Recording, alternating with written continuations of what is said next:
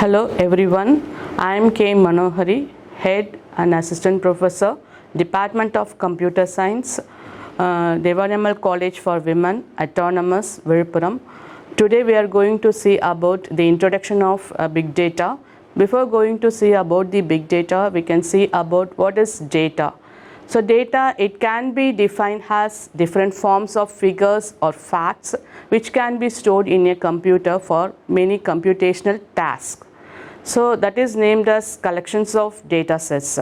So huge amount of data or massive amount of data that cannot be stored, processed, analyzed by using legacy data processing application within a given time frame. So lots of data is being collected and it can be stored each and every day from various different sectors such as government sector, education, and from web data, and also purchase department grocery stores, and lots of data also we can collect it from healthcare sector, bank, credit card transactions. Lot of transactions can made in bank and social networks.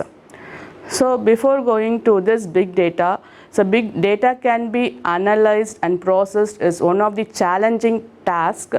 So we have to recover that challenging task by introducing the topic big data. So big data, from the name itself, you can understand big data is also one of the data with a huge size.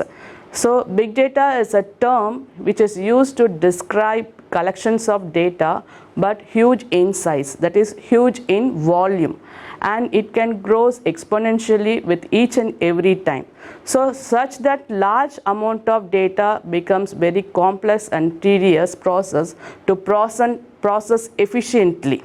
So extremely large data sets that may be analyzed computationally to propose or discover different patterns and new forms of trends and association, especially relating to human, that is named as big data. The most important examples in big data is, the first one is the stock exchange. The stock exchange generates about 1 terabyte of new trade data per day. So per day it can generate 1 terabyte. So each and every day the data can be grows exponentially. The next example is social media such as Facebook, Twitter, and Instagram. This data is mainly generated in terms of photo and video and uploads messages, and they can share many comments and reviews. So they can generate 500 plus terabytes of data per day. The single jet engine, if you take, it can generate 10 plus terabytes of data in each and every minutes. Okay, so the thousands of flight data, so if you have thousands flight data, it can generate, it can reach, the data can be reached up to many petabytes of data. Then we are going to see about the characteristics of big data. The important characteristics of big data is, the first one is volume, the second one velocity, and the third one is variety, and the fourth one is veracity. Move on to the first classification, that is named as volume. Volume means how much data we are going to generate. Newly, how much data is generated each and every time. So volume is nothing but the large amount of data which is generated each and every time. If nowadays, if we take organization or human beings or even computer systems, they can generate a large amount of data, for example terabyte or petabyte of data, or even more data. That is nothing but volume. The second characteristic is nothing but velocity. So velocity is nothing but, it means how fast data can be produced. So nowadays, if you take organization, the same human being or computer system, they can generate huge amount of data at very fast rate. So velocity is nothing but just it produces data at very fast rate. Next, move on to the third classification, that is variety. Variety means different forms of data. A single data we can project in different forms. So variety is nothing but it can produce data in different formats. Move on to the last classification, that is veracity.